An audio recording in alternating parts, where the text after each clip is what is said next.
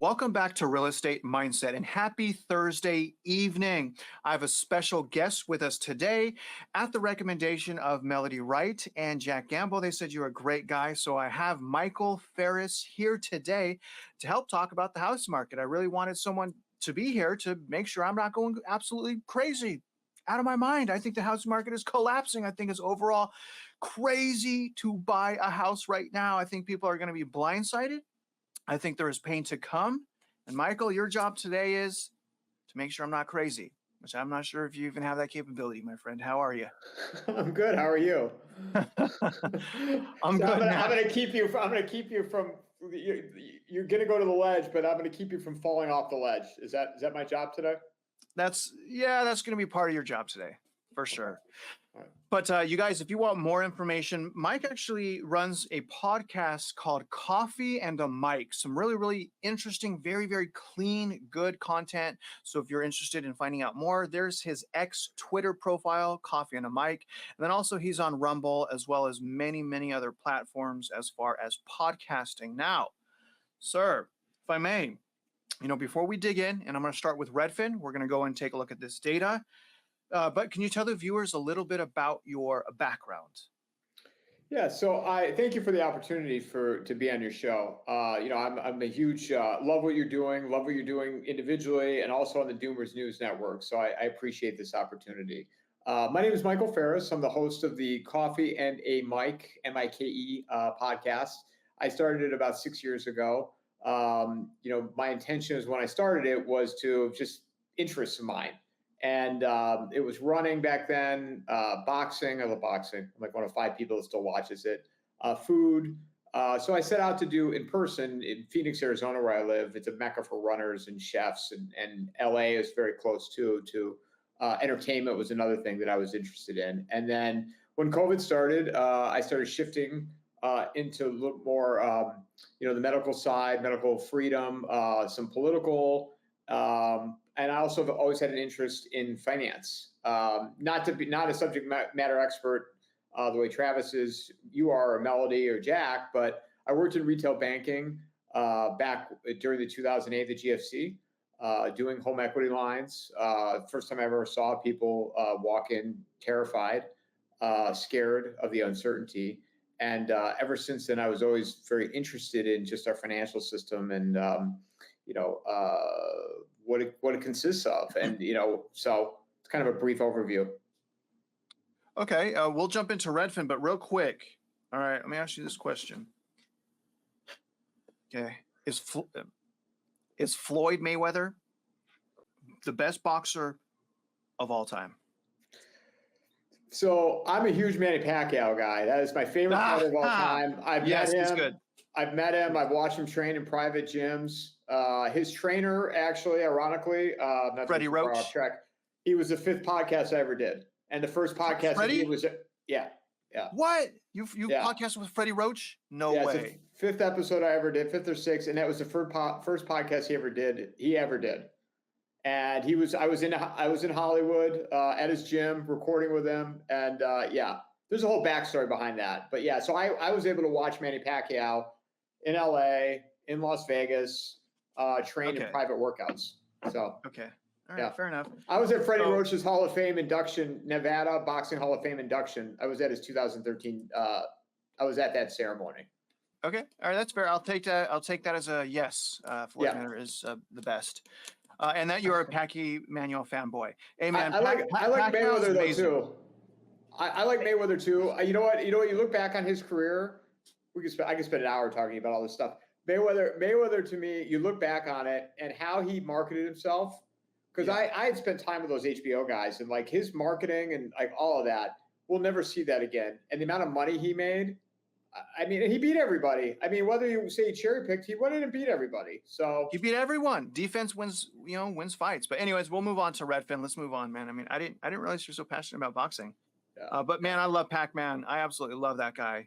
For the person he is outside of the ring, especially. Mike, I'm going to open up the Redfin article and I'm going to make a deal with the viewers. If they don't add the math correctly when we get to the median sales price, I'm not going to go through this anymore. Okay, so if they've done simple elementary school math correctly, we'll continue with this article. But before I get to that point. Name of this week's article, it says housing payments have dropped to their lowest level since January, but we were wrong. Home sales are still falling. So I just want to let you guys know, remember, rates were at 8%. They're now at about 6.4. And yet there ain't no one off the sidelines right now. There ain't no one that ran back to go buy these overpriced, toxic, fraud, overvalued houses. Ain't no one came back. It was a joke. It was an illusion of legitimacy the whole time. It was a fraud the whole time. Am I doing okay so far, Michael? If not, I apologize. But let me take you here. All right, first of all, demand's down across the board. I'll get you some real data here in a second, but let's look at their median sales price. Here's what I've been watching, and I've been trying to educate viewers on how Redfin is complete garbage, and they can't even do simple, they can't even do simple math, Mike. And the reason that is because they want the housing market to seem stronger than what it actually is. And so let's just do this simple math. They're saying now this week, you guys can see September 1st, 2024, the new 4-week rolling median sales price is $389,500. Okay, so you see 389,500. It's been 390 to 389,500 for 5 weeks. So they just revised it after the fact. But here's what I want to make sure they did as far as math. Okay, they're saying this is about $5,000 below the all-time high in July 7th. Is that correct? It says that, right, Mike? Yes. All right, so this is about $5,000 below the all-time high. Well, let's look what the all-time high was. And let's just do simple math. Here it is, July 7th, right here. Let me click on this so we can see what the all-time high is. And this is after revision, so it was higher. Okay, so the all-time high is 395,987. Is that right? Yes. Here's something that I learned about in elementary school called a calculator. So let's put in 395, okay? And let's just do this math ourselves. Let me just adjust this here. I'm going to put it under this because, again, they're saying 5,000. You see that? So here's the all-time high, and let's subtract 389,500, and let's see if this equals 5,000. All right, Mike? If it does, I'll shut up. We'll continue on with this article. If it doesn't, I'm not going to waste our time anymore. So let's see what it is. Is it 5,000? Uh-oh. That doesn't look like 5,000 to me, Michael. What about you? No, it looks a little bit off. Like all four digits are different than the 5,000. All right. Well, I don't want to rip them up. I don't want people to get the wrong impression. I mean, this does frustrate me because, again, people lean on providers, data providers that have tried to become household names like this, and it's with Zillow as well. But you guys, they can't even add their own math. A child that is in first grade can do, even if you have no school at all, if you could just push buttons on a calculator, you'll see that it's actually closer to $7,000 versus $5,000. So, Mike,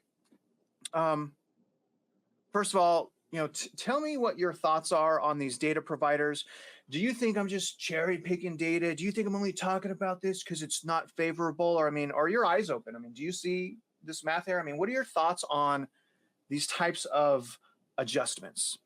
Well, my first question to you is, is this intentional? Because you have to assume these are algorithms that are calculating this, right? So, and if they are intentional, what is the goal behind it?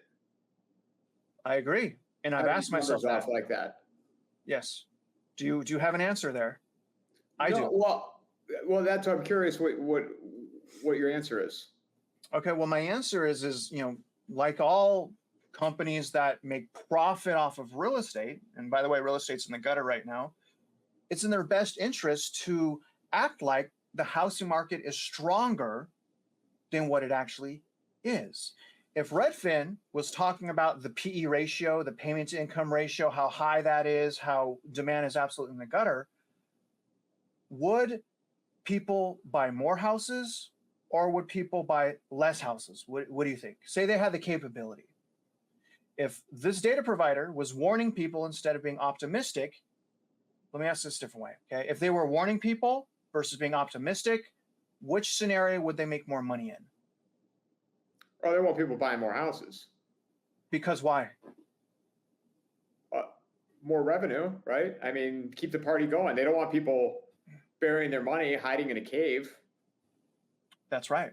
And if people stop buying houses, what happens to their company? There's no need for it anymore.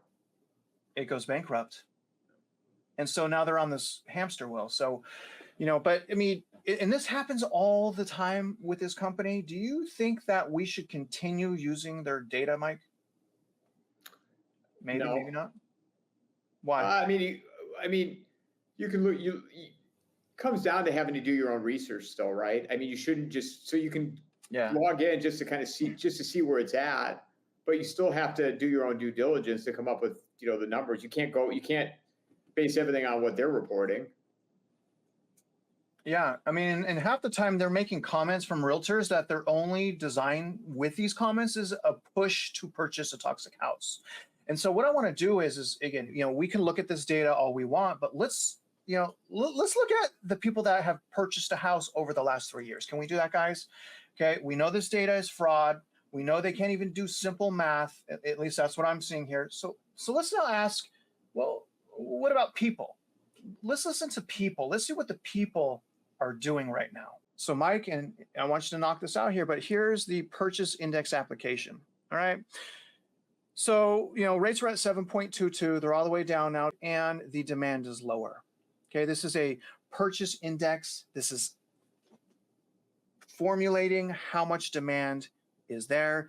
And even with a near 100-point drop, it wasn't a 100-point drop, but even with the 100-point drop, demand is still lower than what it was when rates were at 7.22%, which means people aren't buying. Do you agree with this data, or do you disagree? Do you think that people are still purchasing? And obviously, Mike, there's different markets. It's about location. Having said that, what are your thoughts here? I don't know how people could buy homes right now with the current state of things. So I would believe that people are buying. There's less houses being sold.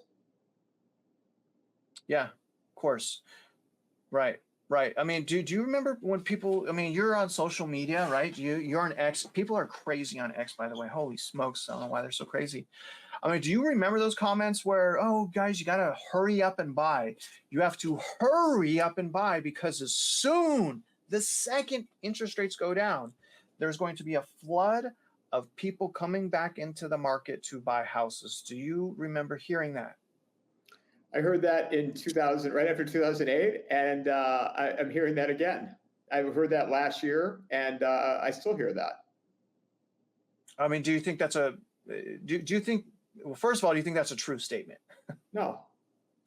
Okay, so if you're a professional and your job is to make money off of consumers and you're making statements like that, do you think that those realtors that were making these statements, and we have records now on social media, do you think that they should be liable for a crime? You have to be very responsible with what you put on social media, right? And I had always said, coming back to 2008 for a second, what if we had these platforms back then where these influencers, say from a banking standpoint, they have big audiences and they say ABC Bank is in trouble, and by the time that they might have got it wrong, whatever, for whatever reason they put it out there, and there's a huge run on the banks, and then it was like, oh wait, that was not accurate, but it's too late. So to go back to your question, if you're a real estate professional and you've got a big platform and you can influence just by writing comments like that, yeah, I mean, you better know what you're doing before you put it out there. Well, it turns out, Michael, at least on a nationwide average, every single realtor that said that, and if they convince someone to buy, and if someone purchased a house based on that fraudulent comment, I don't see how the realtor shouldn't be held liable. So if you're a realtor and you're watching this and you say those things and you said those things, what do you think? Should you be held liable for being wrong or no? Yes. And if you are a successful realtor and you said that, and now some of your clients are going bankrupt, should you refund them their money? Can you? Realtors, can you refund them their money if they purchased a house based on what you said and are now going bankrupt? Isn't that partially your fault? What do you think, Mike? I mean, seriously. Or do you think it's the consumer's fault? Because ultimately the consumer has a decision to make. I think as a real estate professional, you're responsible for guiding your client and doing what's in the best interest of your client versus yourself. I know we don't live in that world. There's very few people that do that today, which is one of the reasons. I mean, one of the biggest reasons I think the state of the country, because everybody's about themselves and not doing what they should be doing. You have to but I also think, the consumer ultimately, not ultimately, but I think the consumer is responsible, understand you have to do your due diligence too. And remember, most people don't look out for your best interests. You have to look out for your best interests. But yes, the real estate professional, I mean, they need to look out for their clients.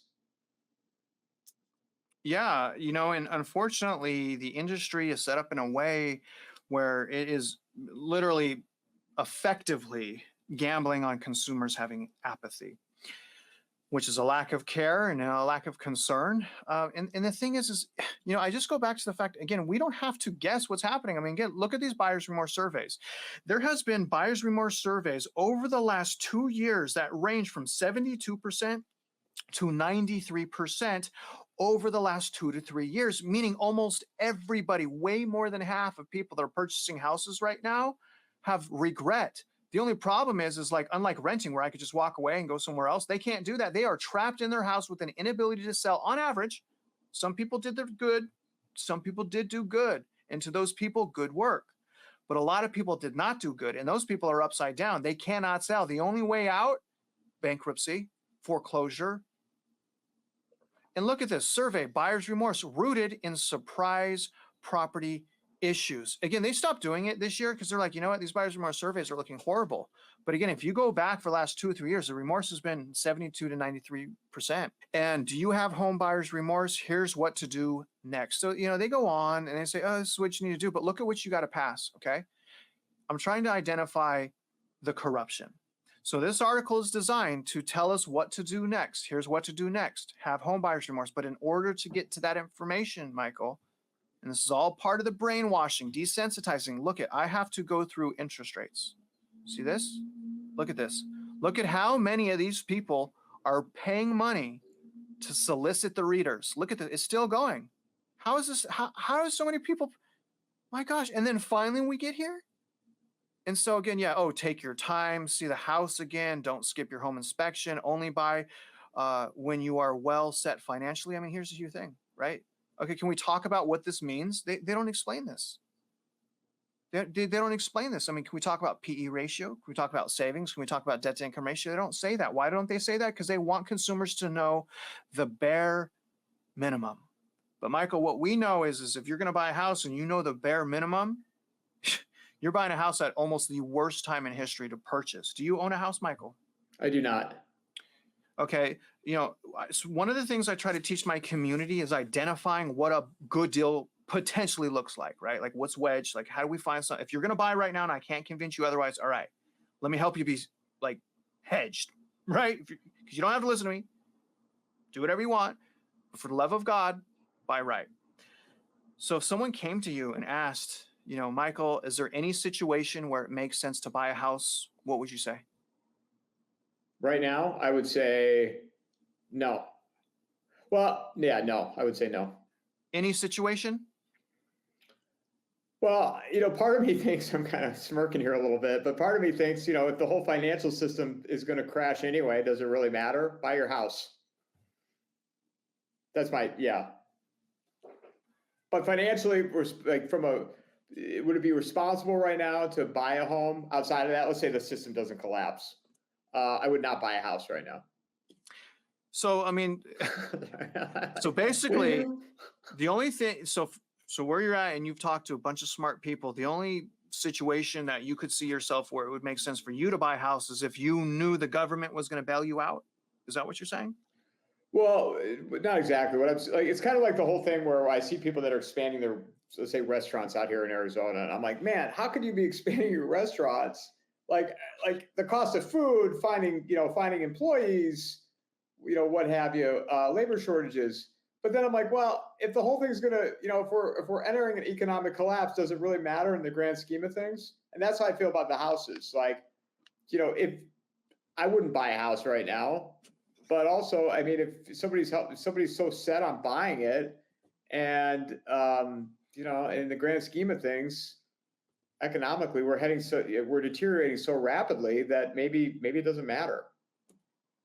Yeah, I remember thinking like that a little bit. Keep in mind, in 2007, right? So like in 2007, I lost everything, right? I was depressed. I barely made it out alive for 9 years. It took me crawling out of the gutter to get back to where I'm at today. I lost my credit, my income, everything. It's a great story, by the way, Travis. Sorry not to cut Thank you you. off. That's all right. So, I had a foreclosure, bankruptcy, repo, tax lien. And you know what? And I look back, I'm like, what the hell was I thinking? The problem was I wasn't thinking. I was probably thinking like, you know what? It's just going to work itself out. Let me just keep doing what I'm doing now and it will be okay. And the government's got my back. Come to learn, Michael, they never did.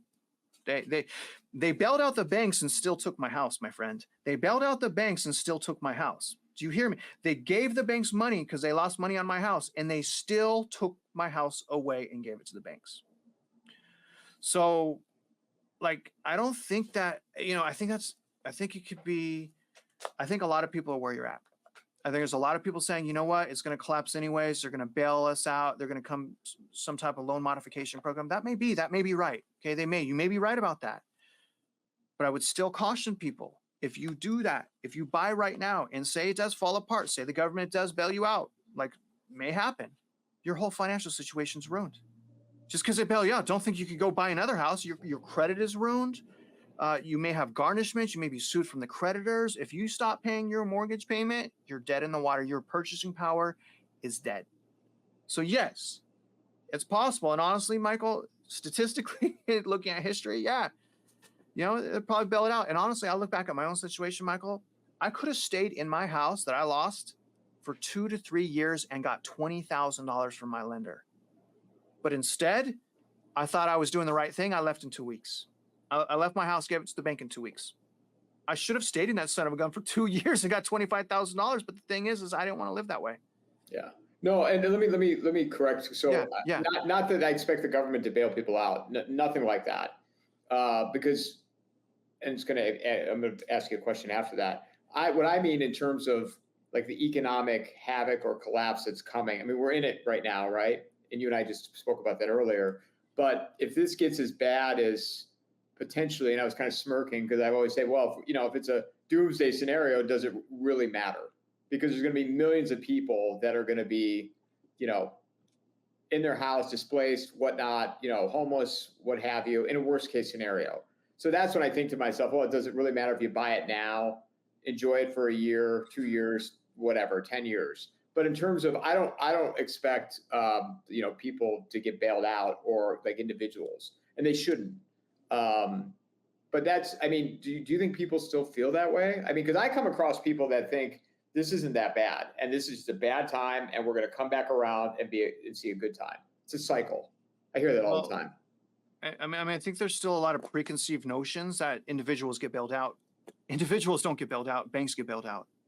The only time in history where individuals got anything from the Fed was recently in the form of stimulus sent directly to our bank accounts. And now look at the situation. So that's the only time that I can recall, maybe I'm wrong, correct me if I am, where the individual was bailed out. Now, Michael, they sell us on those bailouts as if they're going to protect us as citizens, right? Like the CARES Act, the American Rescue Plan, the CARES Act, because you're going to help me, right, government? You're going to help me, right, Fed? No. They just package it that way. And they're bailing out the banks. That's the sole purpose, the only purpose. Well, I will say they have two purposes: bail the banks out and lie to us. That's the Federal Reserve. The Federal Reserve, its only job is to bail out the banks and to keep us as the public calm the heck down. Do you disagree? No, I agree with you completely.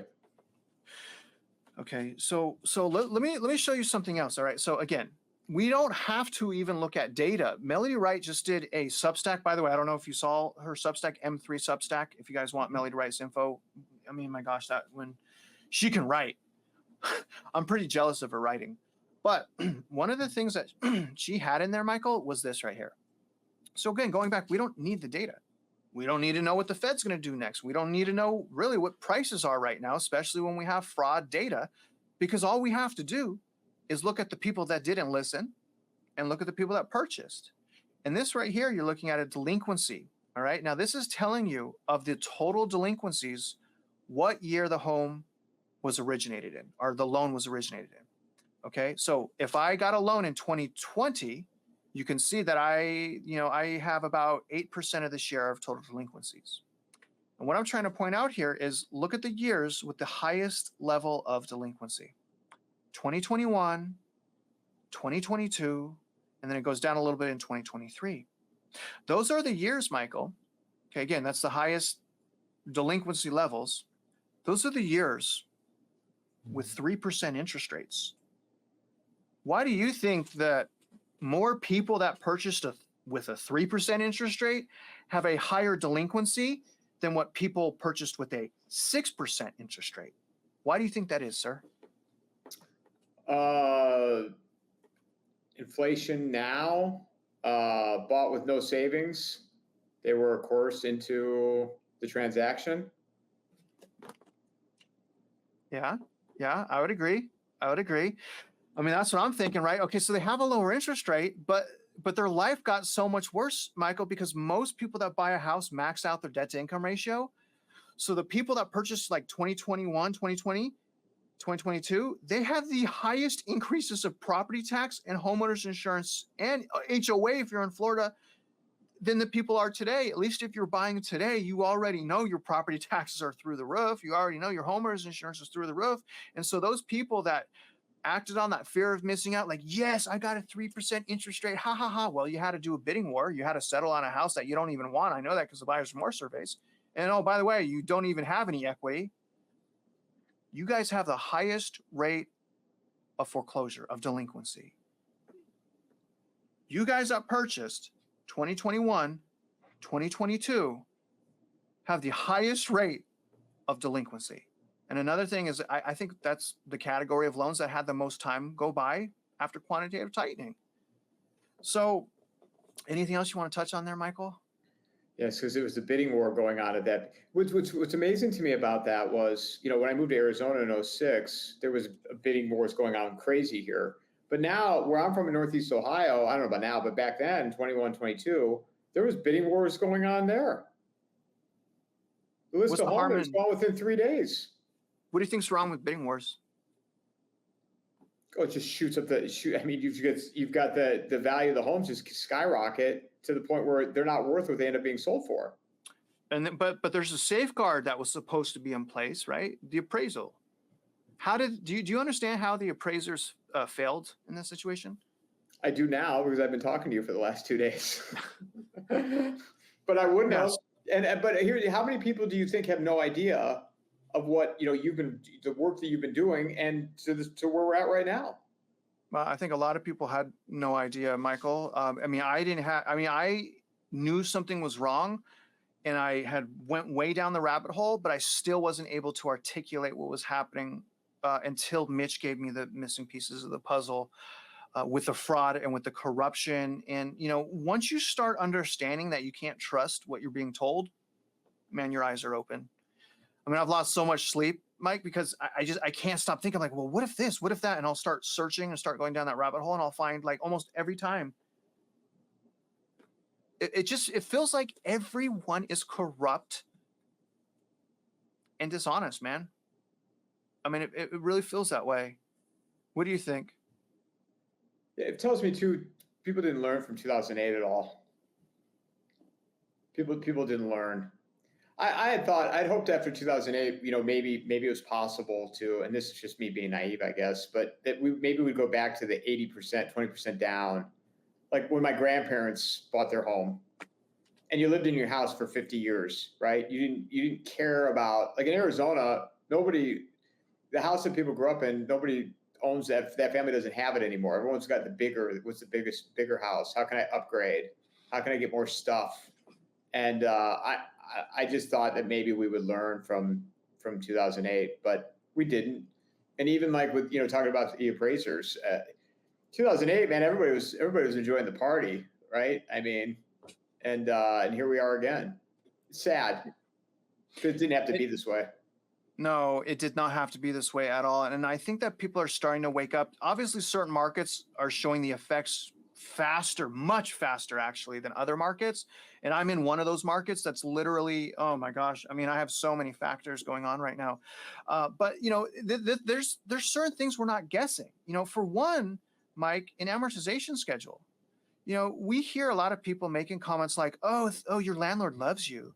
Just keep making your landlord rich. Well, I'm able to save thousands of dollars of money. I live in a nice area and my rent is cheap. I'm doing all right. I'm going to read you a comment here in a minute, but look at these amortization schedules. Say you have the lower rate. Okay. This is the normal rate, by the way, guys, last 15 years. But say you have the normal rate, today's rate about 6.375. You take the average loan amount of 324,000. Well, you pay back in interest 403,000, which means you pay more than 100% in interest. At least if I'm renting, I can walk away. It's way more affordable. I can save money. I'm not as stressed out, but also I'm only paying 100% interest. You buy a house right now and you don't conquer this amortization schedule, you're worse off than a renter. And they're like, well, no, you're getting equity. You're paying the loan down. Well, no, you're not.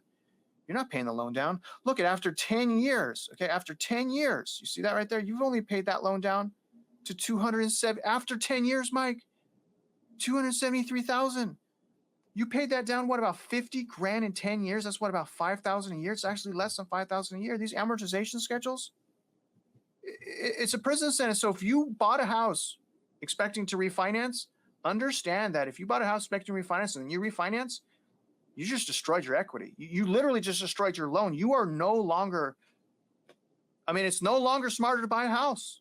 It is so out of whack. It's crazy. You have a house here trying to sell their property for $427,000. Okay, it's been on the market for 88 days.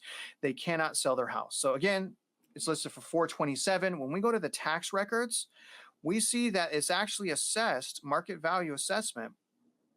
Okay, right here, market value anyways, $476,000. That means they're being frauded $50,000 in overassessment. That's a fact. And then when you go to Zillow and you look at the same thing, you start to realize Zillow, okay, that's the same house. This is the same house, okay? Zillow was saying this house was in the 500s and high 400,000s for the last 2 years. Zillow's an absolute garbage. And then it plummeted. You want to know why it plummeted? Because Zillow just will go off of MLS. Zillow's either going off of the Central Appraisal District or MLS. And so when MLS updates, it drops its estimate. Its estimate's complete garbage. In fact, if you go back, the last time that Zillow had this house estimated at $427,000 was the beginning of 2021.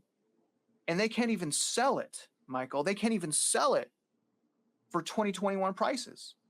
And so again, is it in every market, in every house? No. But what you guys see here is you guys see cracks. You guys see what's coming. You guys see what's happening. To me, it's just, you follow the math.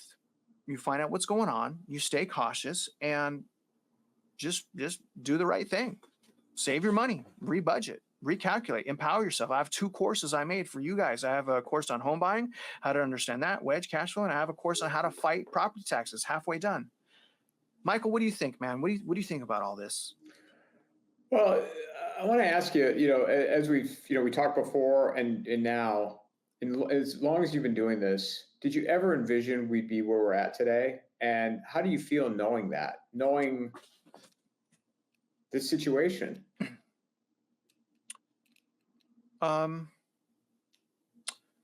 No. After the GFC, when I personally lost everything, it took me a long time to wake up to what the Federal Reserve actually was, right? It took me a long time to understand the Federal Reserve is robbing me. And I assumed for the longest time that the laws were there, everything was safe, appraisers are going to be accountable. We can't have this overvaluation ever happen again. So I am surprised we're here again. And how do I feel about it? It's very depressing.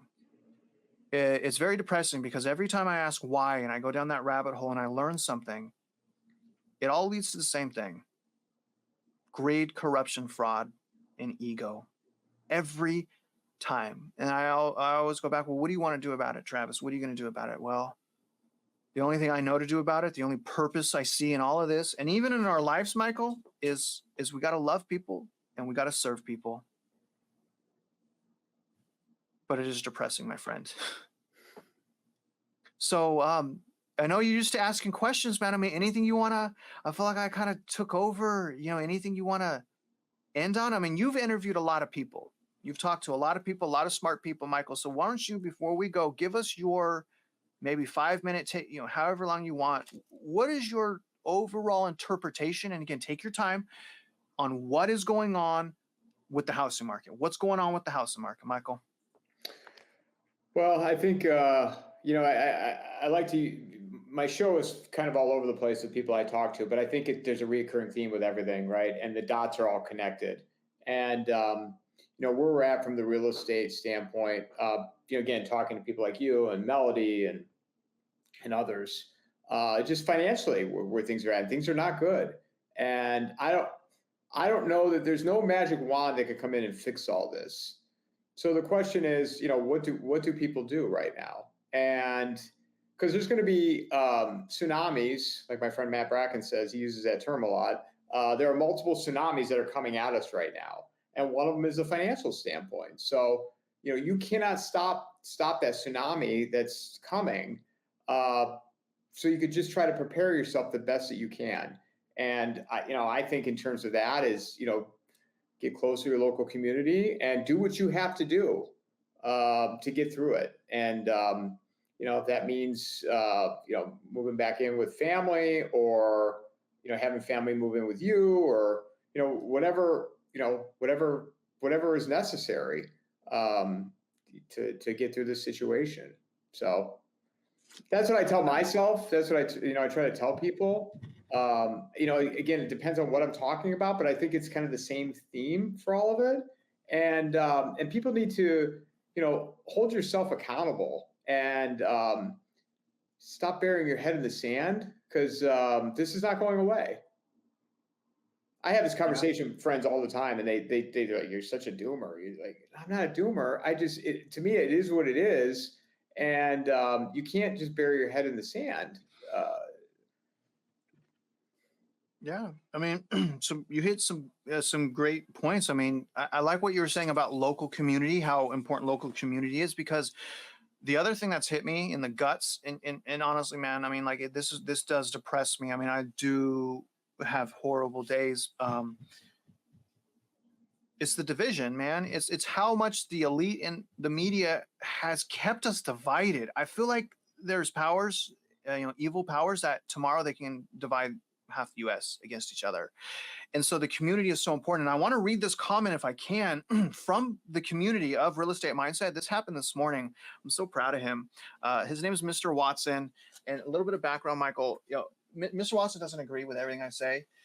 He doesn't. He's a little bit more bullish. He wants to buy a house, but we both are smart enough to know we shouldn't settle, right? We both are smart enough to understand that math matters, right? And I love Mr. Watson. Again, we don't share the same views, but I want, again, he's more bullish, but look at his response. And this is how I know what we're doing, Michael, is working, because the community, it doesn't matter as much what you and I do. It matters what people do when this video ends. Are they feeling empowered? Are they feeling united? Are they feeling like they can love? Are they feeling like they can lead? So this guy, the observer, he's in our community. We don't, freedom of speech, whatever, unless it's like super psycho, which is, I don't think that's really happened before.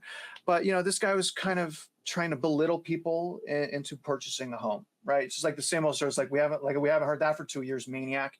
But anyways, he's like, all right, this is the narrative. Your narrative is wrong, and you guys are still on the sidelines. Ha ha, right? Like you're the psychopath paying, taxes, trying to bully people into buying, like, and spending their money. Like, do you hear yourself talk?